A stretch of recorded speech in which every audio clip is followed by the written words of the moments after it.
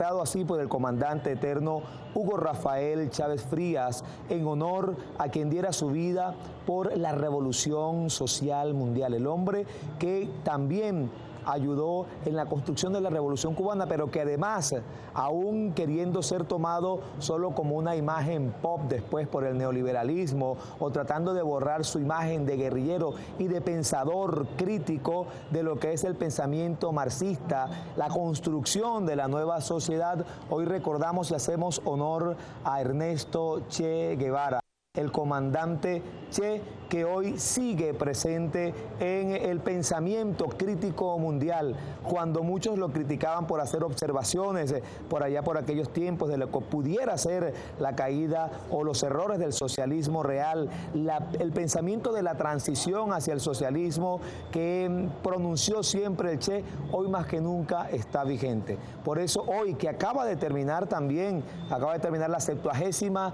Asamblea General de la Organización de Naciones Unidas, vemos cómo sigue vigente el pensamiento, la acción, la visión, la crítica y la construcción más allá de su vida humana. Sigue el Che caminando no solamente por las montañas y por los caminos, sino en el pensamiento crítico mundial y sobre todo en nuestra América. Decía que la 70ª Asamblea de la ONU termina con una petición casi total: reconstrucción de la Organización de Naciones Unidas, que luego de 70 años, habiendo nacido en el marco del término de una Segunda Guerra Mundial, en el contexto de lo que fue también la Guerra Fría, hoy, en el siglo XXI, voces como la de Nicolás Maduro, la de Rafael Correa, Cristina Fernández, Evo Morales, Dilma Rousseff y otros tantos líderes mundiales piden lo que llamaría el presidente Nicolás Maduro una nueva geopolítica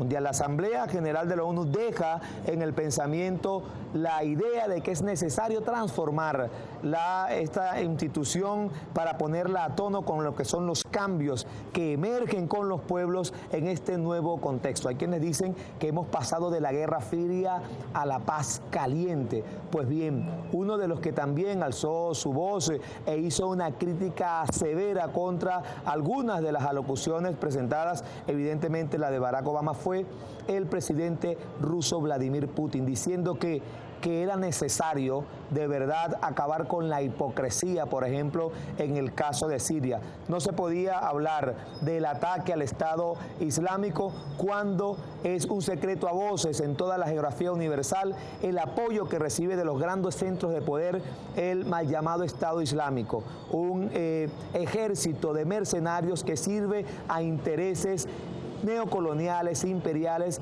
que siguen poniéndole el ojo a la visión de la energía en el mundo. Venezuela para nada es ajeno a esta realidad, por eso lo que acaba de ocurrir con el ingreso definitivo de Rusia en lo que es la crisis en Siria, atendiendo el ataque también al Estado Islámico de manera de apoyar a lo que es el gobierno legítimo de Bashar al-Assad, también es tema de conversación, de análisis y de crítica en Somos el Sur. También quería comentarles que ayer, 7 de octubre, se cumplieron 3 años de la victoria perfecta del comandante, del líder fundamental de la revolución bolivariana, Hugo Rafael Chávez Frías. Un 7 de octubre, el pueblo venezolano junto a su líder fundamental logran ganarle nuevamente a la derecha, a la ultraderecha venezolana, apoyada nuevamente por el Departamento de Estado de los Estados Unidos de Norteamérica,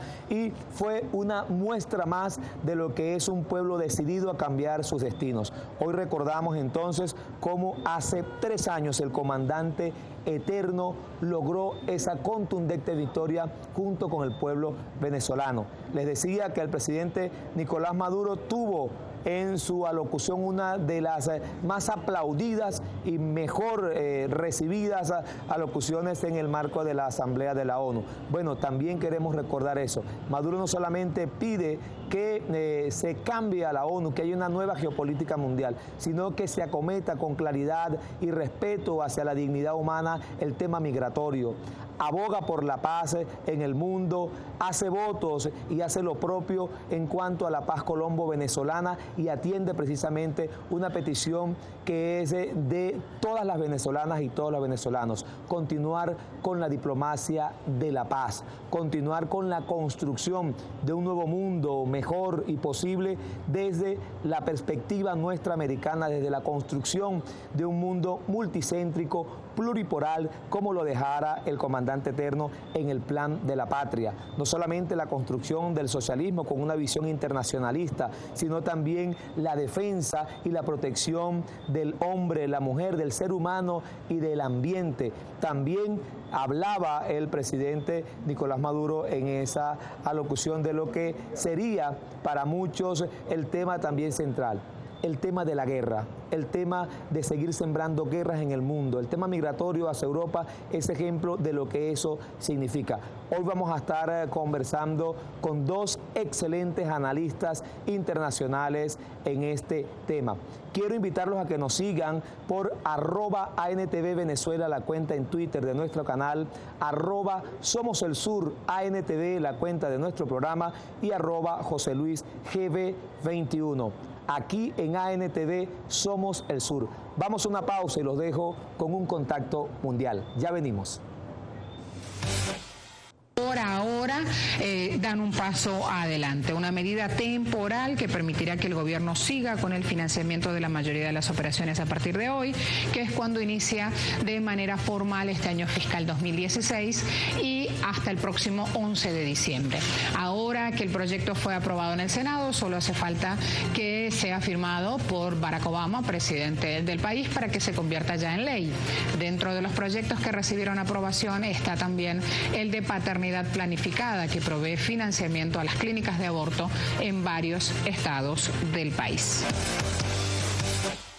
La democracia brasileña es fuerte y suficiente para prevenir que variantes golpistas tengan espacio en el escenario político brasileño. La mandataria admitió la crisis económica por la que atraviesa la nación, pero dijo que veía luz al final del túnel, a tiempo que se mostró confiada en que el Congreso demostrará su compromiso con el país. Rousseff reconoció además que en los últimos meses se ha visto amenazada por los mercados y hostigada por la oposición, y recalcó que el único método reconocido para llegar al gobierno es, cito textualmente, el voto directo en las urnas. Este acuerdo se convierte en un hito histórico que muestra el nivel de desarrollo de los diálogos que se adelantan en La Habana y la voluntad de las partes a lograr un acuerdo definitivo de paz, con el pleno reconocimiento de los derechos de las víctimas y la sociedad a la verdad, la justicia y la reparación. Invitamos a la sociedad en general a brindar su apoyo y acompañamiento al proceso, en justo reconocimiento de los avances y disposición de las partes, lo cual es fundamental para que se consoliden los avances y se logre la meta de que en los próximos 6 meses se tenga la posibilidad de la firma definitiva del acuerdo.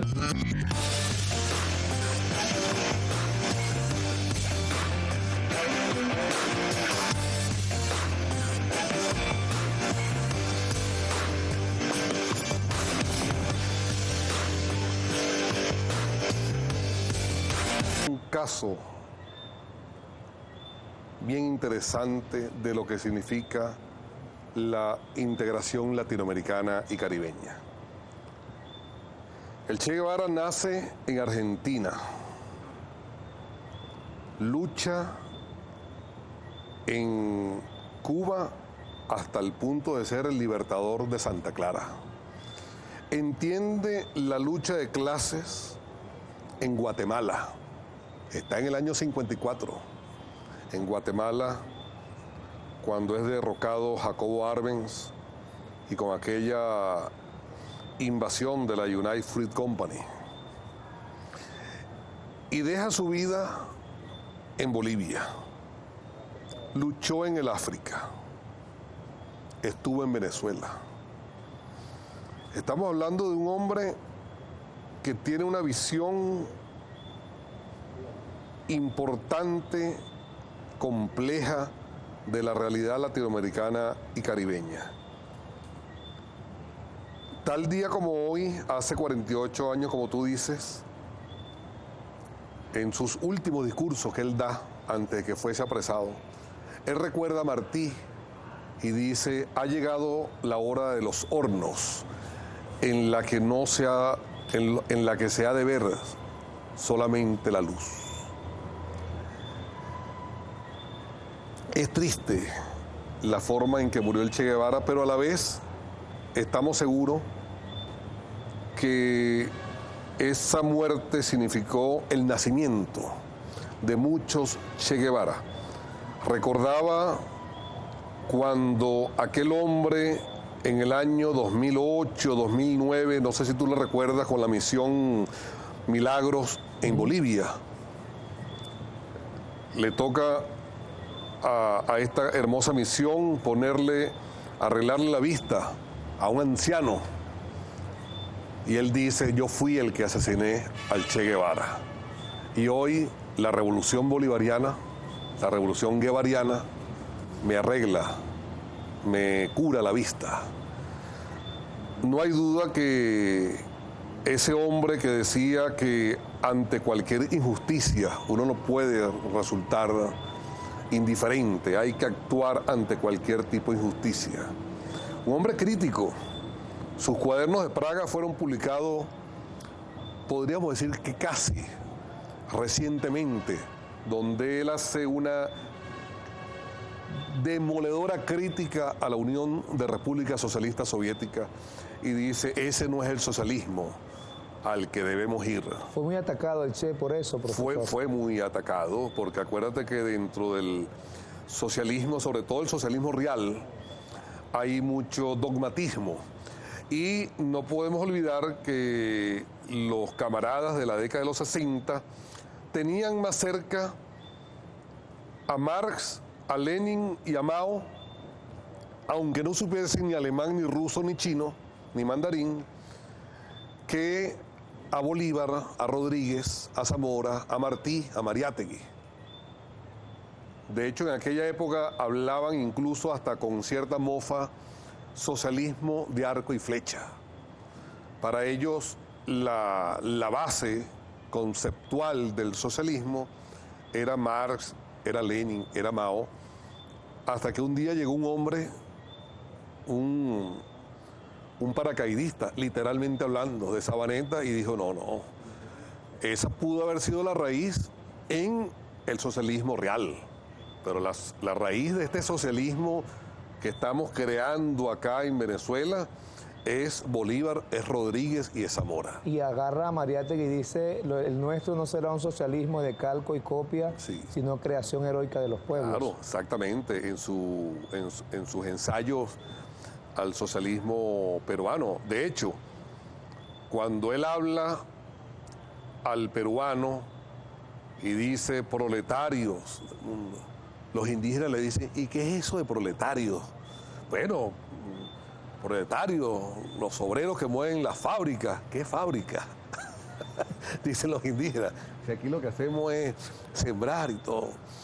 Y Mariátegui dice: cónchale, es cierto, creemos que debemos adaptar a aquel genio alemán que hizo su capital en Londres, en la capital del capitalismo, pero hay que adaptarlo realmente a esta realidad. Eso le costó a Mariátegui ser expulsado del Partido Comunista. Profesor, vamos a una pausa. Yo quiero que al regreso, usted hablaba del paracaidista, el paracaidista Hugo Rafael Chávez Frías, el 7 de octubre del 2012 tuvo una victoria perfecta con el pueblo venezolano. Tú y yo estamos ahí. Así es, vamos a conversar de eso entonces al regreso. Estamos conversando con el profesor Ali Ramón Rojas Olaya. Aquí en ANTV Somos el Sur. Ya venimos.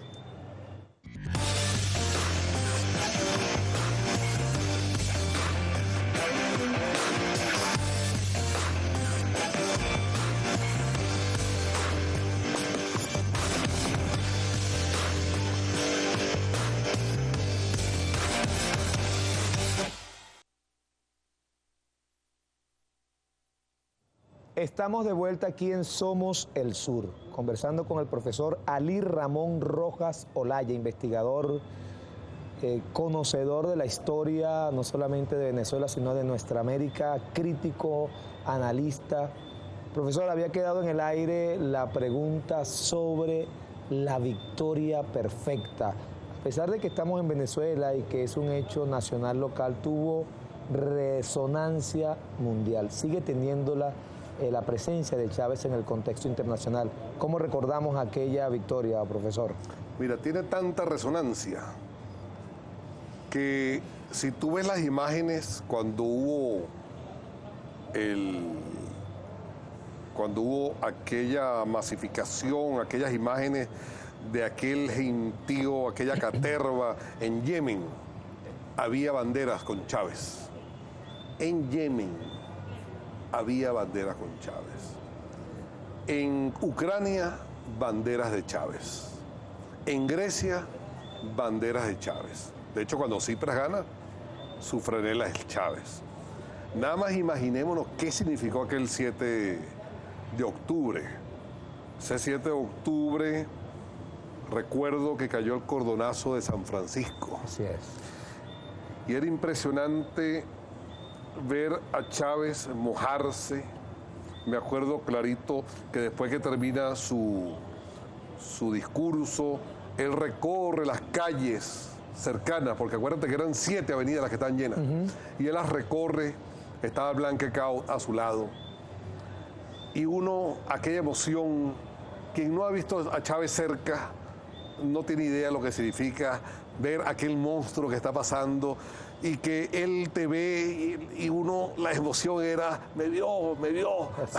Eso es algo, y yo creo que ese hombre nos transmitía a nosotros la patria, nos transmitía a Bolívar, nos transmitía a Rodríguez, nos transmitía a Zamora. Chávez en ese momento derrota, no es que derrota solamente a Capriles Radonsky, derrota a lo que representa Capriles Radonsky. ¿Qué representa, profesor? La burguesía parasitaria, la burguesía que se hizo millonaria no por esfuerzo propio, sino porque vivió siempre chupando el dinero a través de los ministerios, a través del Estado. Chupólogos profesionales que se pegaron de las instituciones del Estado para hacer las riquezas. Esas son realidades que hay que decirlas.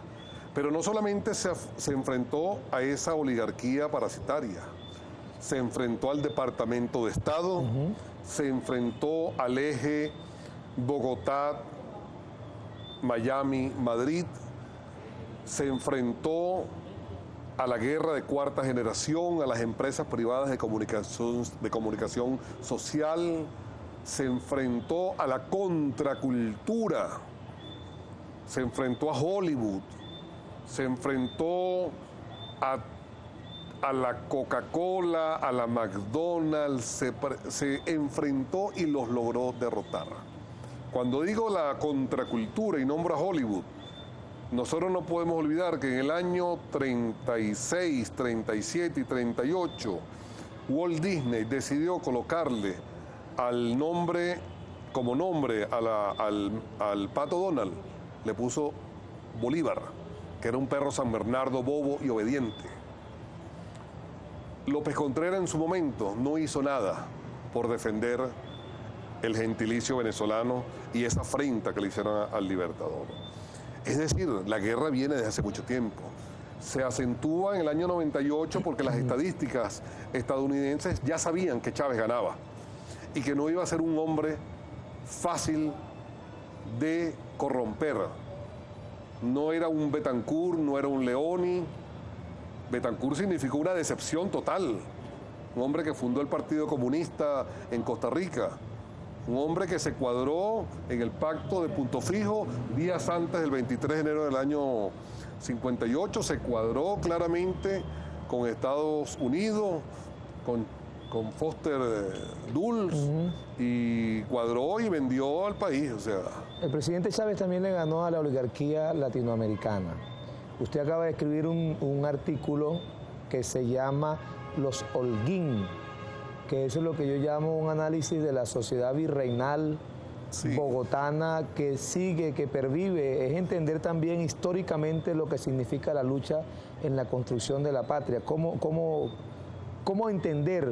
Por supuesto tiene que ver con María Ángela Holguín, pero es todo un análisis sobre la sociedad y sobre las familias, el abolengo. Claro, los Holguín fueron presidentes, los Holguín, los mayarinos fueron cancilleres. Esta canciller es una mujer de abolengo. A diferencia de Venezuela, la oligarquía neogranadina no es parasitaria. Sería un error decir eso. Es una oligarquía que produce, es una oligarquía cafetera, es una oligarquía que se queda con la plusvalía del trabajador, que es igualmente dañina, pero hay que tener claro que no es parasitaria como la venezolana. Esta historia es larga, es de larga data, porque fíjense ustedes, en 1777 se crea la Capitanía General de Venezuela y Nueva Granada existía como virreinato. El virreinato es algo más que una capitanía, ¿verdad? Bolívar crea la República de Colombia en Angostura, hoy Ciudad Bolívar, un 17 de diciembre, curiosamente, en 1819. Él morirá en 1830, un 17 de diciembre. Y cuando hablamos de la República de Colombia, estamos hablando de la unión de la Nueva Granada y de Venezuela. Después se une Quito y Guayaquil. Acordémonos que Panamá era el departamento del Istmo que pertenecía a la Nueva Granada. Es decir, la República de Colombia se crea. Pero esta Nueva Granada como tal, en Bogotá, capital de Cundinamarca, está esta oligarquía muy virreinal, muy santanderiana. Santander es hoy en día el enemigo a vencer. Aunque los planes estadounidenses traten de que peleemos pueblo contra pueblo, el pueblo colombiano no es enemigo del pueblo venezolano. El pueblo colombiano es hermano del pueblo venezolano. Los neogranadinos y los venezolanos hasta 1831 éramos un solo país. Una república bolivariana que la llamaron Colombia. Enemigo es esos Holguín. Enemigos son los que en una noche septembrina trataron de asesinar al libertador Simón Bolívar. Y gracias a una ecuatoriana, Manuela Sáenz, no lograron matarlo. Esa oligarquía virreinal es la que asesina al Abel de América, en las montañas de Berruecos, a Sucre. Y es esa misma oligarquía la que crea el paramilitarismo. Es esa misma oligarquía la que se dice que envenenaron a Anzoátegui en Cúcuta. Es la misma que crea ese dólar paralelo, que el cambio en Cúcuta es distinto al cambio en el Banco República de Bogotá. Es esa misma oligarquía que en el año 2004 asesinan a las mujeres del pueblo guayú en lo que se conoce como la masacre de Bahía Portete. Que por cierto, la cineasta Patricia Ortega hizo la película El Regreso, que sería muy bueno verlas en estos días, para que entendamos un poco lo que significa esa cultura guajira contraria a la aliyuna, que somos nosotros los que no somos guajiros, y entender un poco el paramilitarismo. La idea de este señor que está en estos momentos haciendo daño, como lo hizo cuando presidente, Álvaro Uribe Vélez, es terrible. Estamos hablando de un enemigo de Bolívar, un enemigo de Rodríguez, un enemigo de Zamora.